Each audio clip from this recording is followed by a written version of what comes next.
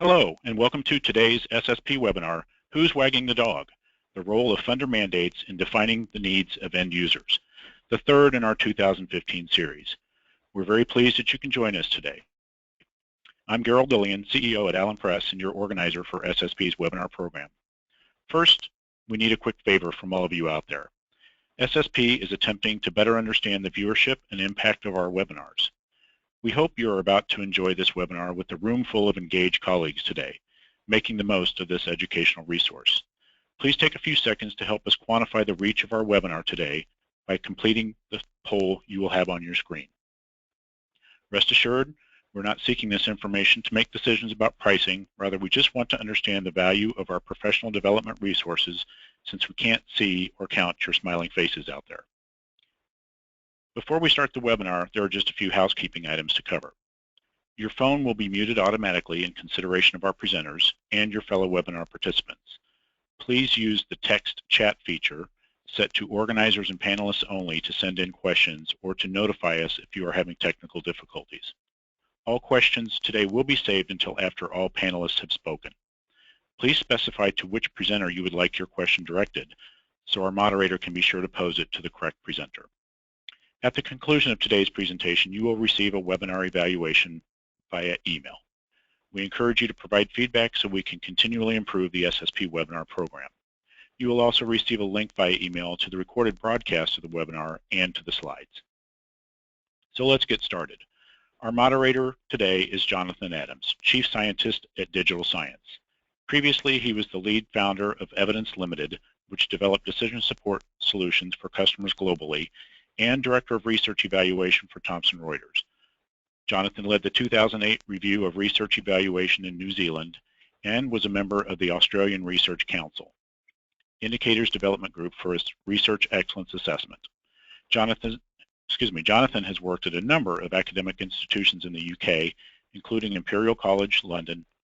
He was a science policy advisor to the UK Advisory Board for the Research Councils and was Leeds University Director of Research Strategy. He has published over 100 articles in journals, a series of widely quoted reports on research in the BRIC economies, and regularly presents at international research conferences. It's now my pleasure to turn the webinar over to Jonathan so he can get us started and introduce our panel. Jonathan? Thank you very much for that introduction, Gerald. And thank you very much to the Society for Scholarly Publishing for hosting this webinar and for giving us the opportunity to develop this discussion around funder mandates. We have three very good speakers today, and I'll come back to them in a second. Just to set out the background to this, the funder mandates have been a topic of some significant discussion here in the European research area, and I think more widely around the world. And there's a lot of confusion about exactly what the research funding bodies are requiring researchers and the organizations that they work for to do. So that's one area, is what exactly are the funder mandates about. Then there's the problem of how people are going to comply with that and the extent to which they are able to comply effectively, and how they might be helped to comply in a way that ensures they do support the funder objectives. And that increases the workload on researchers. So there's unquestionably an issue there about the individual researchers being required to do more than they were doing before, and sometimes in terms of the information they're required to supply in somewhat different areas. So what does that mean for publishers? Well, there's a number of things. There's first of all a question about how they may need to be able to present additional information because of a mandate that's been imposed upon the people who are publishing in their journals. What can they do to help the researchers to supply that information in a timely and effective way and in a standardized way? How can they work with the researchers? How can they work with the researchers employing organizations, research institutions and universities? And there's also an interesting question about what it is that the publishers may be able to gain from this in terms of additional information which is useful to them about what is being published in their serials and what that tells them about their interaction with the market. A key thing behind a lot of the funder mandates is about accountability, about responsibilities to the wider community. It's about access to the publications as early as possible. It's also about access to the data underlying the research and to the exhibits that come out of that, so that that can be more readily examined and more widely used by other researchers and by third parties. And it's about acknowledgements to the funder, so that there is a clear link between the pieces of research that are published and the people who put in the money behind that. So there's a lot of different aspects to this. To cover all of that today and to help our discussion, we have three speakers coming from different parts of the research network. Our first speaker is Jerry Sheehan, who's the Assistant Director for Scientific Data and Information at the White House OSTP. He's an extremely experienced research policy administrator and has worked across a number of different areas. He joined OSTP from the NIH, and he'll be able to talk about the NIH's interest in this area and the implementation of its policies related to data sharing, to clinical trial registration and results information, which are a key part of funder mandate interests. He also has global experience because he's chaired the OECD Working Party on Innovation and Technology Policy, and that gives us a great view as a starting point. Then we're going to hear from Simon Kerridge. Simon is the Director of Research Services at the University of Kent in the UK. Kent is one of the liveliest research universities that were founded in the 1960s and has established rapidly a significant profile for itself. It's well positioned as a gateway into the UK from France, and it has very good international connections. So Simon will be talking from an institutional point of view, but he is also the current chair of the UK's Association of Research Managers and Administrators, ARMA, and so he'll be looking from a wider perspective across the UK landscape, and of course ARMA interacts with other research manager organisations in Europe and elsewhere around the world, and he'll be able to bring in that perspective about the workload and the complexity of the workload of dealing with multiple funding agencies and their different requirements for researchers. And as more people engage in international collaborations, that workload is increasing.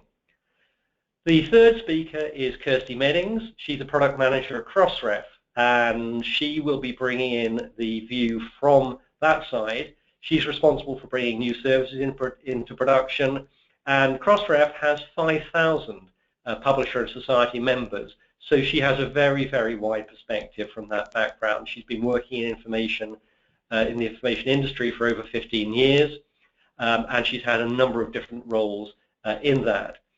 Currently, she has a particular key role here because she's managing FundRef, which is Crossref's initiative to increase the visibility of research funding in research outcomes. I think that's a very, very valuable development. That's going to be very important to the standardization of information in this area, and that's going to give a very valuable input to the management side. Those are the three inputs we're going to have. Each speaker will speak in turn and present their slides. We're going to take questions at the end of that, and you can address your questions to one or all of the speakers according to your background interests. I'll be mediating those questions. So can I first hand to Jerry Sheehan to talk from his perspective. Thank you.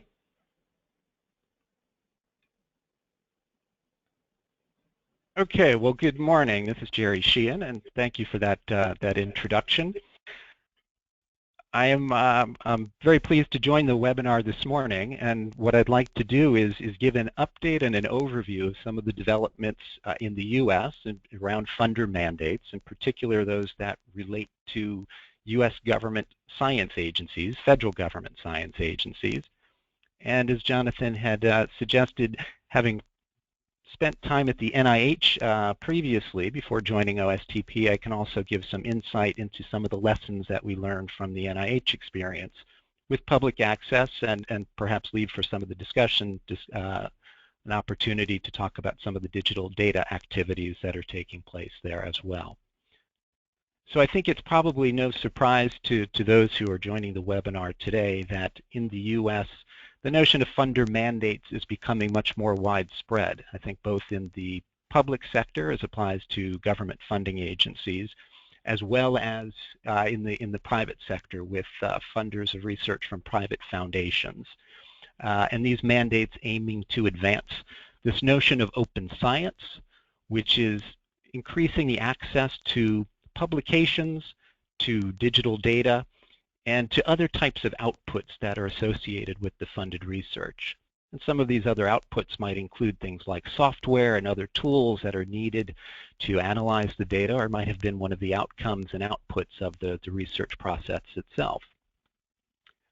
I think across the public and private sectors, the motivations for these kinds of policies are many and are somewhat clear, which is to increase the reach and the impact of the funded research by making the results of that work more easily accessible to really the largest possible audience of potential users of the knowledge and the results that were generated.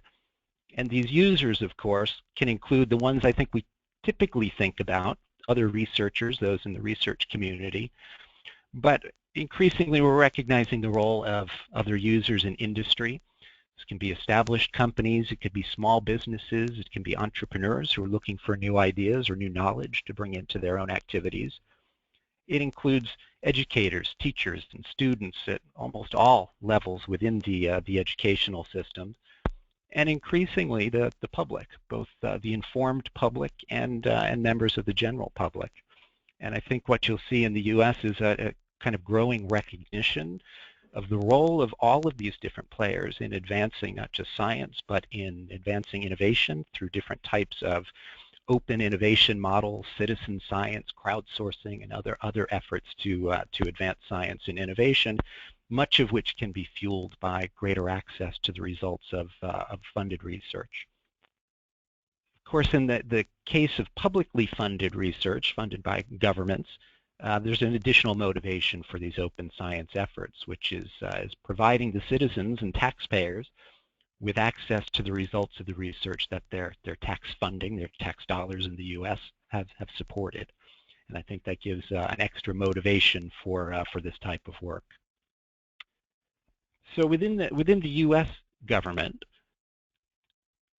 a lot of the effort has been motivated and prompted by a memo issued by the White House Office of Science and Technology Policy in February of 2013 that in essence mandated or directed all the federal science agencies, all agencies with more than $100 million per year, to develop within 6 months of that memo's issuance plans for increasing access to the scholarly publications and the digital data that resulted from their federally funded research.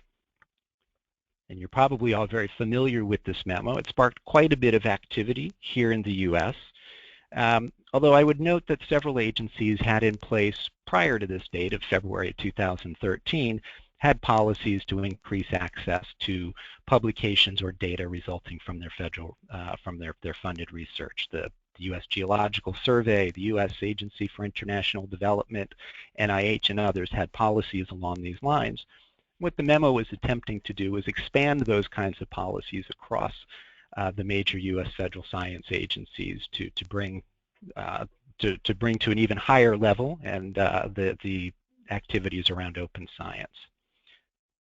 So the OSTP memo itself, this directive, applies to approximately 20 federal agencies that meet that threshold of $100 million per year in research and development spending. Other agencies that have lower levels of funding are also encouraged to comply voluntarily, and a number of them are. At present, there are 14 agencies that have developed and published their plans, and I list them here on the slides with the URLs at which you can find their published plans. And I'd encourage you to look at them to get a better idea as to what these individual agencies are doing and how they've approached the problem and the challenge of increasing access to publications and data resulting from their federally funded research. We at OSTP are working with the remaining agencies to bring them to the point of having their plans completed and published and accessible on the internet as well. And we're moving as expeditiously as we can to make that happen. And I'll note that there are several other organizations that have been posting and compiling these kinds of lists of federal agency public access plans, so you can find them at several other places on the internet as well. In general, while OSTP left it to the agencies to develop plans that make most sense for them given their missions, the different research communities that they engage with, and their existing infrastructure and systems and so forth, there are a number of kind of general characteristics to their plans that I can highlight for you. First, I think, is that when we're looking at the plans, they apply to both their own intramural research. This can be their work that's conducted by their own federal government staff, as well as to what we would call in the U.S. extramurally funded research, which I think overall is the majority of government-funded supported research in the U.S. When it comes to publications, what the agencies are asked to do is to ensure that a copy of any peer-reviewed publication is made publicly accessible not later than 12 months in general after the official date of publication. And this can be achieved through either providing access to the final peer-reviewed manuscript or to the final published article. When it comes to data, what has been asked is that, in essence, the plans call for funded investigators to prepare data management plans that describe the data that will be collected in their study, any plans for long-term preservation and archiving of the data, and a description of provisions for providing access to that data, taking in considerations of some of the limitations such as privacy and confidentiality, national security, and so forth that might limit their ability to make the data fully openly accessible. And the idea is that the data should be freely accessible through these channels. Again, in general, for data, the plans generally expect the preservation of and the access to the data underlying any published results of funded research, and this becomes then a way to allow for preservation and access to the data collected during a research study. So you can think more expansively about the set of data that might be preserved and archived and made accessible, or in a more limited way to that might support the conclusions in a particular study. When we look across the agencies, there's some variation in the way that agencies are approaching this problem and the solutions that they're developing. So in terms of just the approaches for access to publication, we see a number of agencies that are aggregating around the NIH PubMed Central model.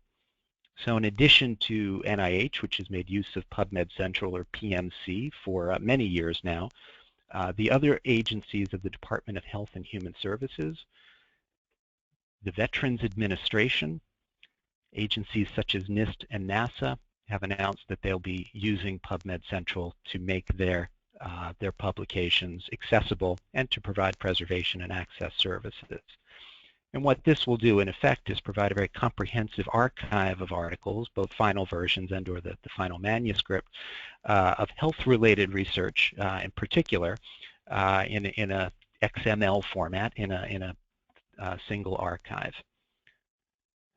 There are other approaches that are being pursued by other agencies. I think the Department of Energy in the U.S., as many of you know, has been working on a system called PAGES, which is its Public Access Gateway to Energy and Science, which will retain an archive of author manuscripts, but also will be linking out to articles that are accessible, funded articles that are accessible from publishers via the Chorus system, which I believe many of you are familiar with.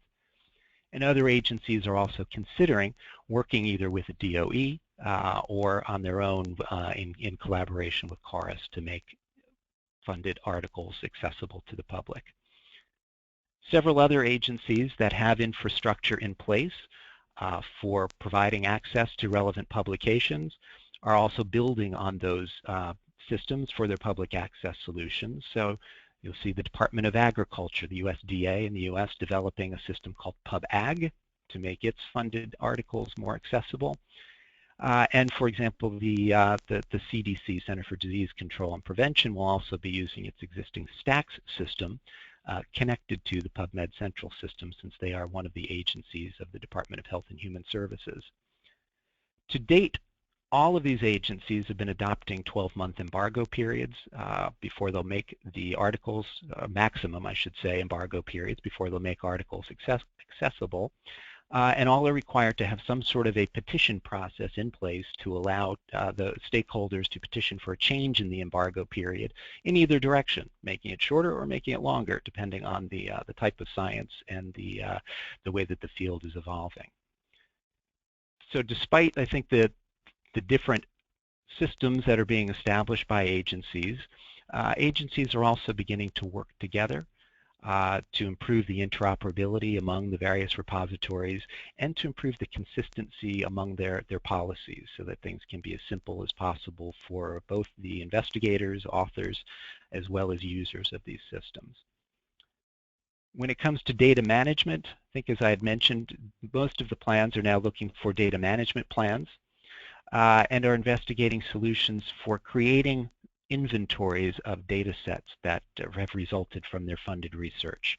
And then using these inventories, these catalogs, if you will, of data sets as a way to linking out to underlying data, which may exist in a repository supported by the institution, a disciplinary repository that might be funded by an institution or might be supported by multiple institutions, and using then the inventory and the catalog essentially as a directory for finding that information.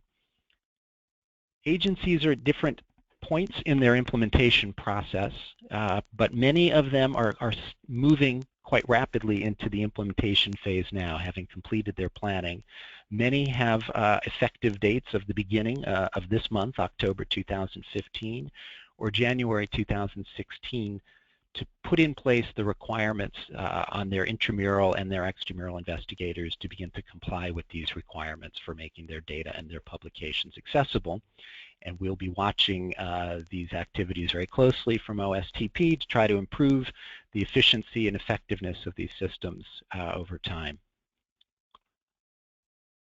I'll say just a brief word about the NIH experience with public access policy. Simply to note again that this policy, which has been in place since 2008, is really the one that within the US we have the most experience with on the publications side. The policy, as many of you probably realize, requires the deposit of the final peer-reviewed manuscript or a final article at the time of publication into PubMed Central, where it will be made publicly accessible not later than 12 months after the official date of publication. Now, this policy applies to approximately 90 to 100,000 articles per year that result from NIH-funded research. NIH has a budget of about $30 billion a year, which is about half of the US research budget and a good percentage of the overall research and development budget, which is about $130 billion in the US. The compliance rate with this policy is continuing to climb. It now stands at around 90%, looking over the entire time period since the policy became mandatory in 2008. And with the more recent numbers, I think, increasing as NIH announced about 2 summers ago that grant funding could be held up in processing by any detected non-compliance among funded investigators. As the chart shows here, PubMed Central, through public access and through other arrangements with publishers who deposit their content, now has more than 3.6 million articles, full-text articles, and quite high levels of use. So there are more than 1 million users per day who download more than 2 million articles every day. And these include researchers, people in business, people in the education sector, and a number of members of the general public. And we think this will provide an example of what can come from the other agency policies in terms of the benefits of public access, which can lead to improved transparency into government and into government-funded science, consistent with larger initiatives around open government and open data. It can help improve the management of government research and the government research outputs by providing an ability to track those outputs and connect them back to the initial funding programs. Provides a platform for improved engagement of the general public. I mentioned citizen science initiatives and others, and open innovation. And we think that by making the results of research accessible, it can lead to faster science and improved innovation. And I think, as we'll discuss in the discussion session, there are many opportunities for the scholarly publishing community to engage in these activities, both in making publications accessible through different arrangements with funding agencies, as well as in making data accessible, where I think it's widely recognized that there'll need to be a large number of players engaged in preserving and archiving data. So I think I'll end here and just say in conclusion that we're very satisfied with the activity that's resulted from the OSTP memo, now about 2.5 years old. And we're very excited to watch how implementation unfolds as more agencies move into the process of implementing their policies. And we'll watch that and look for good coordination amongst agencies and with other players in the research community. So thank you very much. Jerry, thank you very much. That's been absolutely great. And I think those NIH data there are, if anyone needed convincing, absolutely clear that there is a great deal of material here that we're talking about managing, and there is a huge community that is going to benefit from accessing that. We unfortunately have got to move on. There's obviously plenty of room to talk about all of this immediately, but we're going to go to Simon Kerridge now. Simon, you're looking at this from the perspective of the research institution, and you're representing researchers and research managers. So you're at the sharp end of a lot of these mandates. So can you take us through what the implications of that are? Sure, yes. Well, thank you very much for the introduction, and thanks, Jerry, for that really comprehensive overview of what's happening on the US federal funding side of things. So this is me. Hopefully nobody has been horribly sick by looking at a photograph of me before we start. I have a slide of the university. It's obligatory. People normally give an overview of their institution. It doesn't look very pretty. As Jonathan mentioned, it's a 1960s plate glass institution, otherwise known as concrete, so we like the view looking out over the campus. Again, we also have an obligatory slowdown of my computer as I try and switch to the next slide. So we will get there, I'm sure. Great, lovely. Some of little bit of stats about the institution, again, just to contextualize what I'm going to say. I guess the important points to pull out here is it's a newish institution, does relatively well, but research is only a smallish part of our turnover. So it's kind of 10% research intensive, but not research intensive. I'll mention a little bit about ARMA and then onto the presentation proper. I thought it was worth putting up this slide. People may not be aware of research management associations. A research manager is someone who supports a researcher in doing the things which they wish to do and the things that they're required to do, which is what I'm going to be talking about. So the UK Association is kind of average size. There's a couple of American associations which are larger, Canadian ones a bit smaller, Australasian and so on.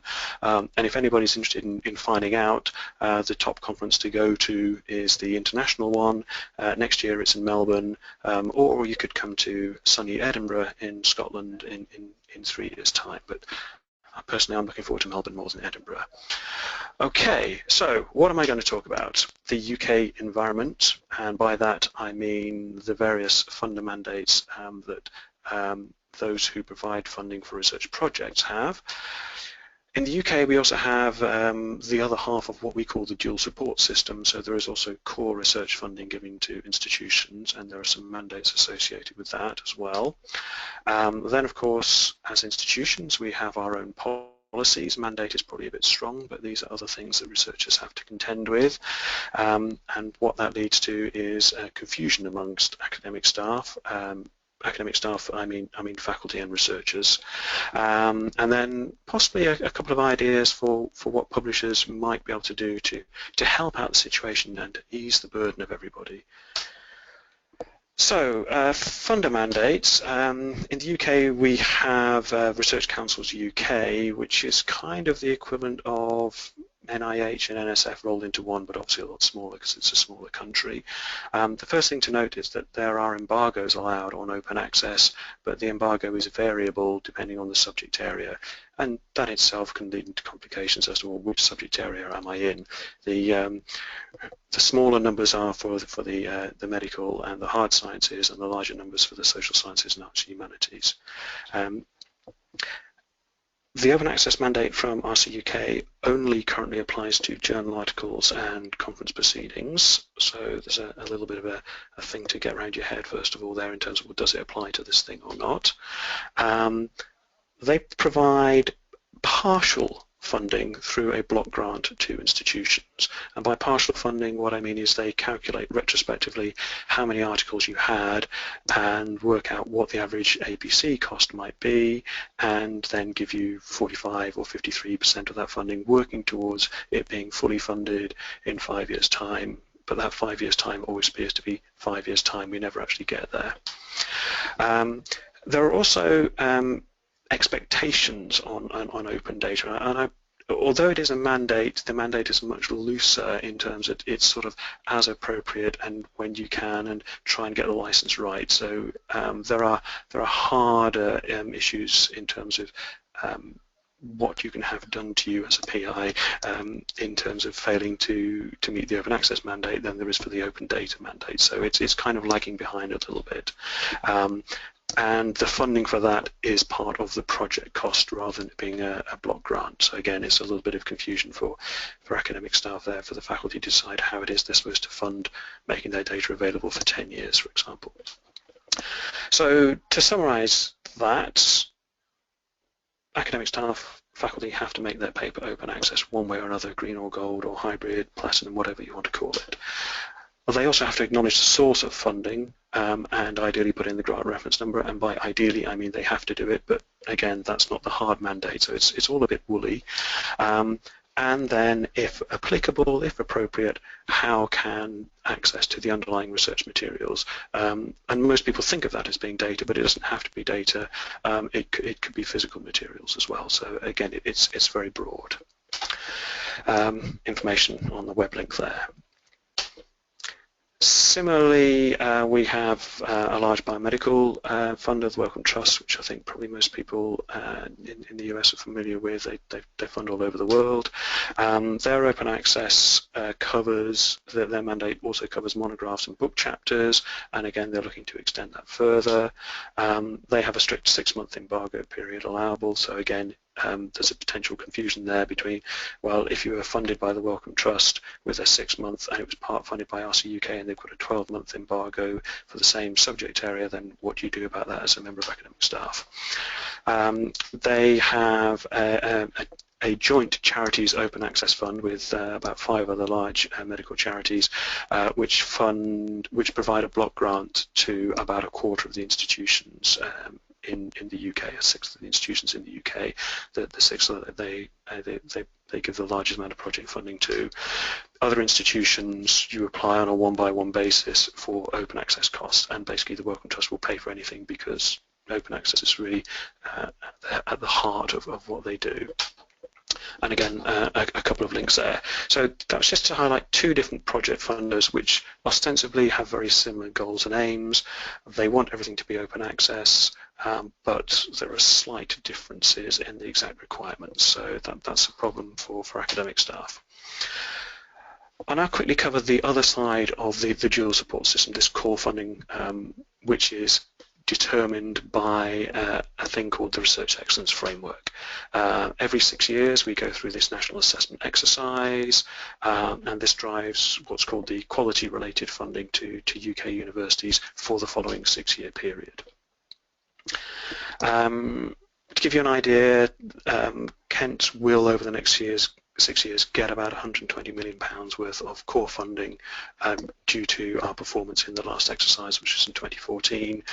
Somewhere like Oxford gets about 700 million. So you know, it's kind of important is the way I would describe that.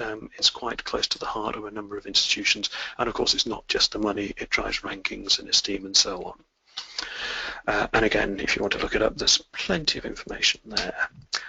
Just to give you a brief idea of what's actually assessed, 65% of it is based on research outputs, which generally means journal articles or conference proceedings, maybe in computer science, books and so on, but it includes data sets, software, patents, whatever you like.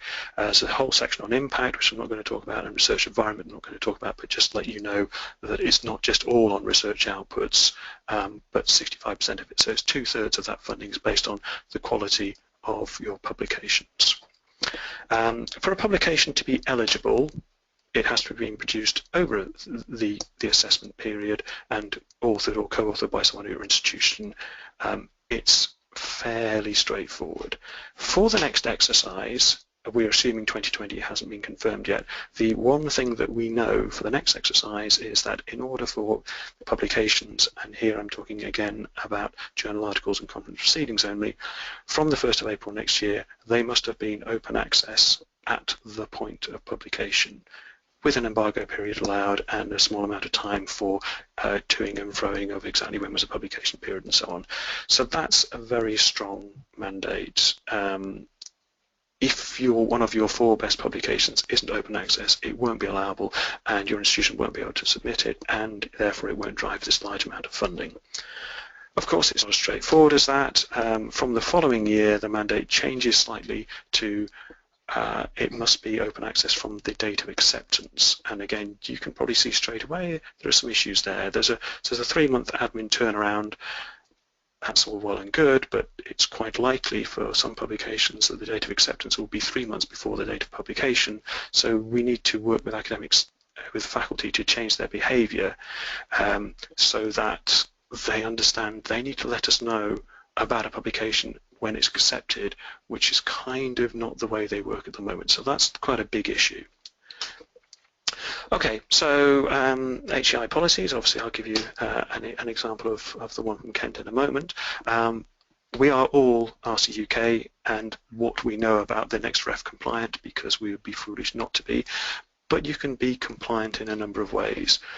Most UKs in the most universities in the UK favour green open access, so put it in your institutional repository because of the cost of APCs, notwithstanding the fact that we do get funding for some of those, but not all of them. Many have this funding, as I've said, in terms of RC UK and Wellcome, and other funders provide block grants as well. And some, like Kent, have an internal top-up for things not funded by those, but that we wish to make open access. A, because we think it's a good idea. B, we want to be ref ready, and we want to get it out there earlier to get that citation advantage and so on.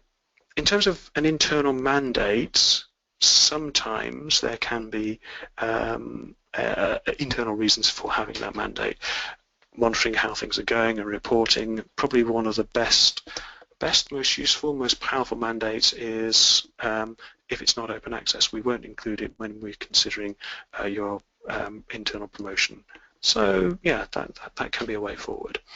So here's the Kent open access model. It's very straightforward. I'm not going to talk you through it, but basically decide where you want to publish, wait until it's accepted, of course it's going to be, think about, is there an APC available, apply for the internal fund. That orange box is a little more complicated than that, and then make sure everything gets deposited in our institutional repository. So in effect, the researcher thinking back 5, 10, 15 years ago, had the impression, okay, I've got funding from the funder, it goes to my institution, they give it to me, I write an article and I publish it. And that's kind of how they like it. Unfortunately, this is perhaps more what the situation is now, depending on whether it's a public funder or a private funder, the mandates will be different. There's also a mandate to the researcher, a mandate to the institution. The red arrows are money flows, the small black arrows are information flows, and they've got to put it in a publisher repository, a subject repository, institutional repository. They haven't got a clue. They've got no idea what is going on. So this is the problem that we're faced with. So, in summary, it's a complex situation. It's not getting any easier. Publishers are an important part of this whole workflow, this whole life cycle. So really anything that can be done to simplify, to streamline things, to explain to academics what the hell their particular processes and procedures are. Is it the same as their funders or not? And advocating, I'm not really here talking about advocating open access, but advocating the telling people at the appropriate point, trying to get that information flowed round, so passing information automatically about when something is accepted for publication. Perhaps an institution can be informed then, not relying on the member of academic staff. So any of these would be very welcome, and I think I'll leave it there. Simon, thank you very much for all of that. That's a clear setting out of the complexity of the situation from your point of view. We're not doing Q&A at this point, but the question that I would like you to think about, Simon, is just you've given a list there of anything that publishers can do. If you can, when we get back to the questions, identify what, from your experience, you would think is the key, single, most important, most valuable thing that the publishers might be able to do to help researchers. But I'm going to go straight on now to Kirsty Weddings. Kirsty, from your perspective, from Crossref and FundRef, can we hear your input on this?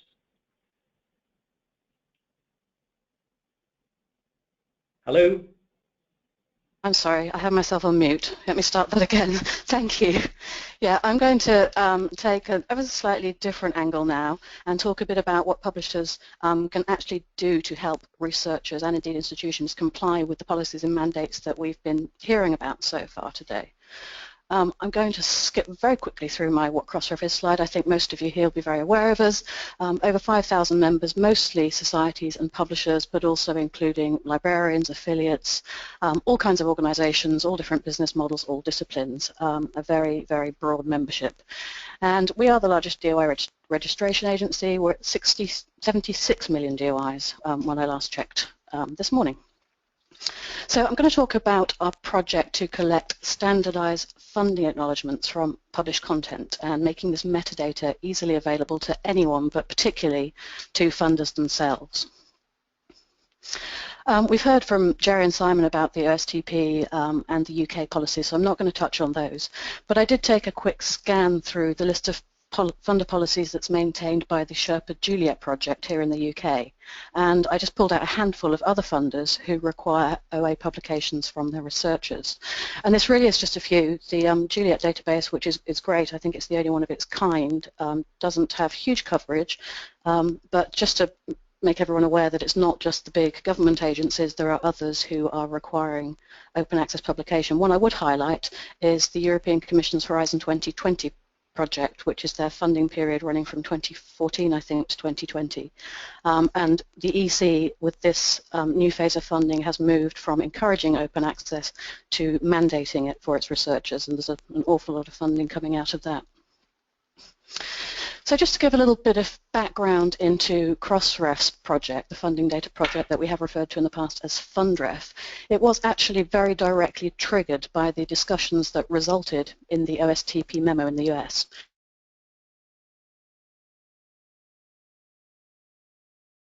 Very early discussions that led to that OSTP memo, and he brought to the Crossref AGM in 2010 a paper suggesting that publishers should consider adding funding information to the metadata that they were already collecting and depositing with Crossref.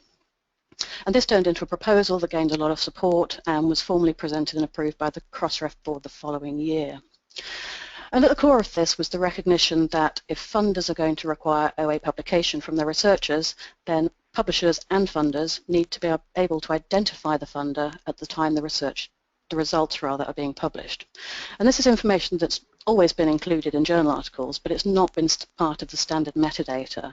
It's usually in acknowledgement sections, which are kind of buried in full text.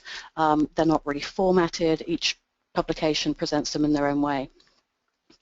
And even when you have instances where a publication pulls out this information to highlight it separately, it's not particularly machine readable. So with a bit of clever screen scraping, you might be able to extract from this journal all of the funders, but starting to apply that across different platforms from different publishers, it just doesn't scale. So for a single funder to go out there and try and locate all the publications that they have been cited in as funding the research, just really too hard. And on top of that, you've got the issue of consistent naming of funders. And I'm sure as publishers, you will all have seen this over and over again. Authors cite funders in very different ways. There are abbreviations, there are an awful lot of misspellings, and it becomes very hard to match these up to get an accurate view of all of the publications citing a single funding source. So this leads to a situation where nobody can really make enough sense of the data to do anything useful with it. So not the funding bodies or the publishers or the institutions. And this really led to the conversation about making this a part of standard publishing metadata so that it can be analysed more effectively and used on a larger scale. At the point that we were considering launching this project, we also realised that any kind of initiative would only work if we looked outside of our core membership of publishers and talked to funders too.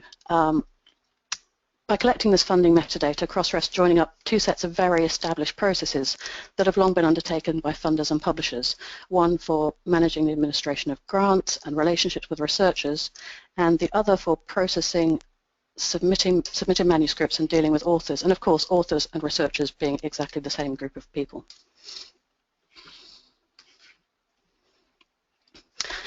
And one of the key things about the funding data that we're collecting, the whole project we realised had to revolve around an agreed taxonomy of funding bodies. So we created the Open Funder Registry. It was known previously as the FundRef Registry. Started out from a list that was donated to the project by Elsevier. At the time of the pilot for this, we had about 4,000 international funder names, and we've just about hit 11,000 now. So we've grown that an awful lot over the 2.5 years that the project's been running.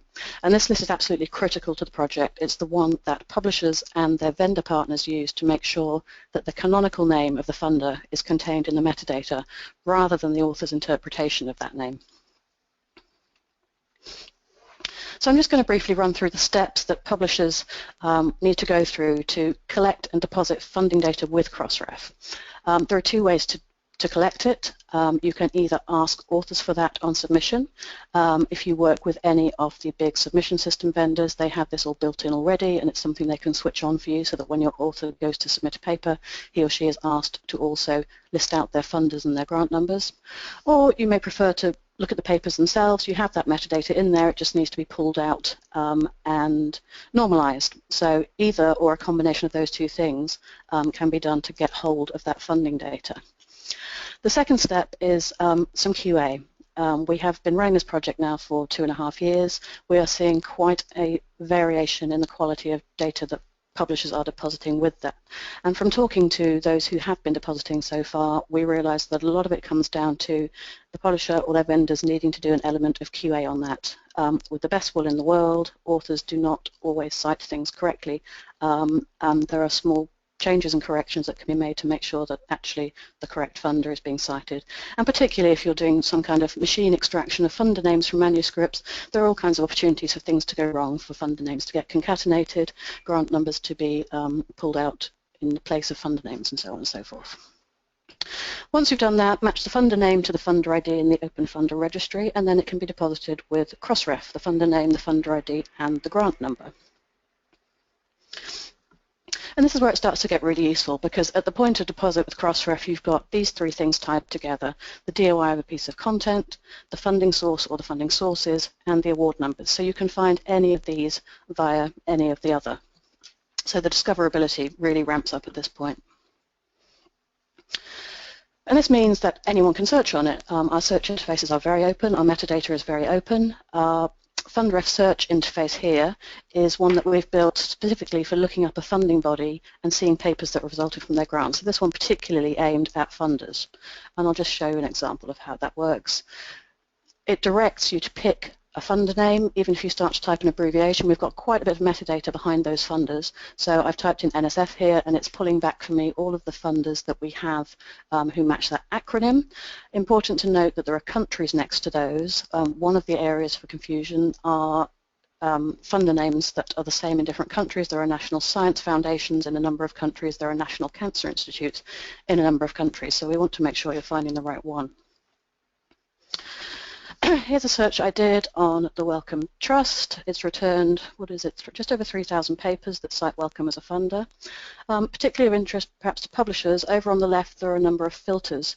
Unfortunately it's just off the bottom of this screenshot, but after publication the next filter down is publisher. So you should be able to come to this interface and get combinations of things. I want to see everything that cites the NSF that's been published by my organisation, and you can adapt and play with the data set so that you get the results that you want. And what you can do at this point also is export this information. There's an export to CSV option, which is, we think, clearly going to be of use for the smaller and middle-sized publishers. There's all kinds of things you can do with this information now. You've got the DOI, the publication, the authors, and the funders, and there's an opportunity there to create all kinds of reports for internal use. Obviously, that doesn't scale so well for the much larger funders with tens of thousands of results.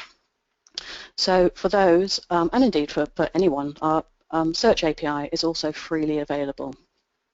So anyone can come along here and actually query any of our metadata, but you can particularly narrow that down to funding metadata. So just a couple of examples here. On the top left, I've asked for the total count of DOIs that cite any kind of funding, which sits at just over 500,000 at the moment. Then the next screenshot, I've asked to narrow that down to just the US National Science Foundation. And you may see in the URL up there that there's a DOI, and that is the funder ID for the National Science Foundation. So that narrows it down to 1,300. And then more importantly, perhaps the funders, at that point you can ask for those results back. So I can get the full data set of the metadata for every DOI that cites the NSF as a funder. So fully machine readable, opens up all kinds of possibilities for working with that data. But the API also allows third-party systems to make use of this funding data and build on top of it. And the main system at the moment that's doing this is Chorus, which has been mentioned in previous talks today. So Chorus, excuse me, stands for the Clearinghouse for Open Research of the United States, and it's an initiative that's been set up in response to the OSTP memo. And Chorus runs entirely off the Crossref funding data. Chorus have built tools to provide US federal funders with reports and dashboards that show how much content is compliant with that particular funder's OA policy. But the data behind Chorus is all the Crossref funding data, so they're using our API to pull that out and provide some additional services on top of that. I have got a screen grab of one of the Chorus dashboards. I fear that this is a little bit out of date. I know they've been doing a lot of work on their dashboards, but this is kind of a summary. This is the US DOE, the number of publications to date, which of those are compliant with different parts of their mandate. But again, this is all running off Crossref funding metadata. Along similar lines, the Association of Research Libraries has set up a group called SHARE, and their first project is called SHARE Notify and generates a feed of what they are calling research release events that subscribers can use to track the outcomes, the outputs, and the impact of scientific research specific research projects. So using SHARE, a funder could subscribe to be notified whenever they are cited in the metadata of an article or a preprint or a data set, for example. And again, SHARE is making use of the Crossref API and a number of other data sources. They've got quite a big collection that they're pulling data in from, but the Crossref funding metadata is all going straight into that service too. So I've been talking a lot about making data available to funders, but they kind of goes hand in hand with making life easier for these researchers who are being mandated by the funders. And so these things that you can do will actually help those researchers make sure that they're compliant. So depositing that data with Crossref so that funders can easily locate it and check and record those published outcomes. And deposit good quality funding data. If you're going to deposit with FundRef, you need to include those IDs, otherwise the data effectively becomes invisible. So stressing the quality of funding data, like all metadata, the quality of all metadata is important, also applies to the funding data. Do what you can to give authors very clear instructions and guidance on citing these funders. We often see people using project acronyms instead of full funder names, and they should, wherever they can, supply the grant number or grant numbers. Just before I wrap up, want to mention something that Simon touched on. We are soon going to start encouraging our members to register DOIs on acceptance rather than at publication. Some of you already do this when you make the accepted manuscript available, but we want to make it possible for all publishers to do this because this will really help give funders more timely notification of publication, and it'll also allow repositories to receive alerts that can notify them and trigger deposit into an institutional repository. So that more about that coming early next year. I will leave my summary up rather than reading through it because I think I have completely run out of time, and just encourage you all to get involved and help make your funding data as available, accurate, and transparent as possible. Thank you. Thank you very much indeed, Kirsty. That's absolutely fascinating, and there's obviously a lot of stuff going on there. I imagine from a publisher point of view that immediately looks like a very rich source of data, and people are going to start thinking about analytics that can come out of that. Simon, I threw a question at you earlier on about what the one key thing was that would really help universities and their staff in addressing the funder mandates. Have you had time to think about that? And please, for audience out there, if you have questions, please send them in now. Yes, thanks. Yeah, I have had time to think about it, and I think Kirsty has answered it. It is that automated passing of information as early as possible, so on acceptance, with a minted DOI, with all that rich metadata, with unique identifiers for everything, so that can flow around not only through the funder and through the repositories, but through the local research management information systems and so on. So that would be my top thing. There are others. Jerry, I mean, a similar question for you. What do you think the most important thing is from the point of view of the funding agencies? I mean, is it getting the publications out as early as possible? Is it having the right metadata associated with publications for tracking the information? Is it seeing the data available to the widest possible audience? Well, I think it's a little bit of all of those things, right? So I think the need to get the metadata quickly. So even if an article is under embargo, they have a way to track their outputs, and then making arrangements to kind of most simply get the publications into whichever repository or whichever system the agencies are using. But I think the longer-term challenge where publishers could play a very significant role is in thinking about these data management problems, right? So whether it's supplementary data associated with publications, whether it's ensuring that that data identifiers get included in articles, so that even if the data are not then, of course, held by the publisher but are elsewhere, that there's a way for a reader of an article to find them. Can I just check with Gerald? How much time do we have left? Hello?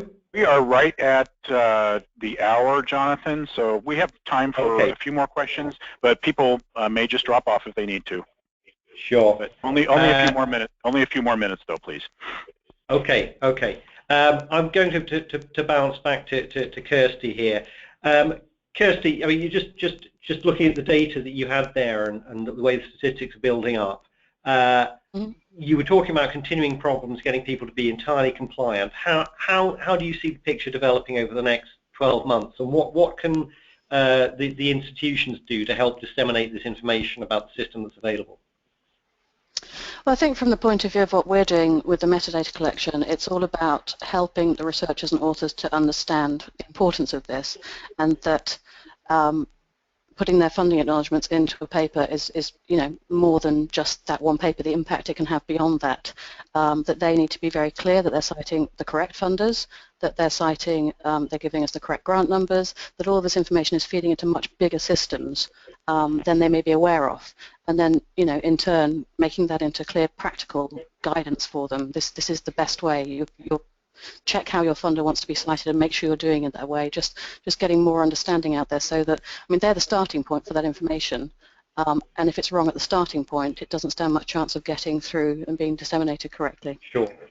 I mean, that's an interesting point, how the funder wants to be cited. I mean, that's certainly I absolutely understood the point you were making about the difficulty of disambiguating. Jerry, do you see funders making a clear statement to people receiving grants and awards about exactly how they are to cite the source? Well, again, I think it would vary across the funding agencies. I think those that have been doing this for a longer time have the kind of preferred language in place, but there are other agencies that are now just putting it in place because they're recognizing the importance of doing this kind of tracking.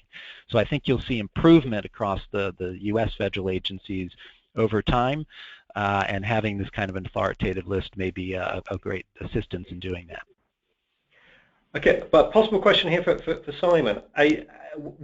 Do you hear about sanctions that are being imposed upon people who get grants and awards and fail to respond fully to the funder mandates? So yeah, in the UK, certainly the funder mandate that RC UK have that they are toughest on at the moment is the overall reporting one. So not so much the open access specific requirements, because they see that as being a journey. It's quite difficult to get 100% compliance.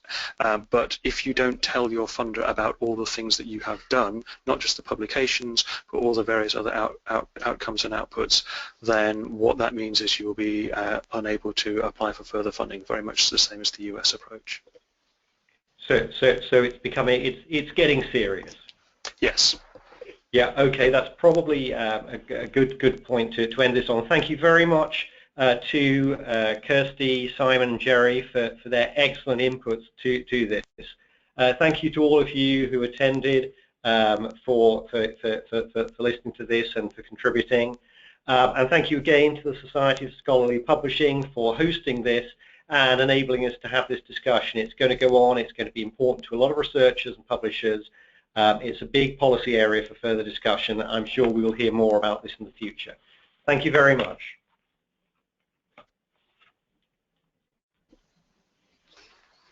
Okay, everybody, that's officially the end of the webinar. Thank you for attending. Please respond to the feedback survey and note also the additional upcoming SSP events on your screen as you're wrapping up and logging off.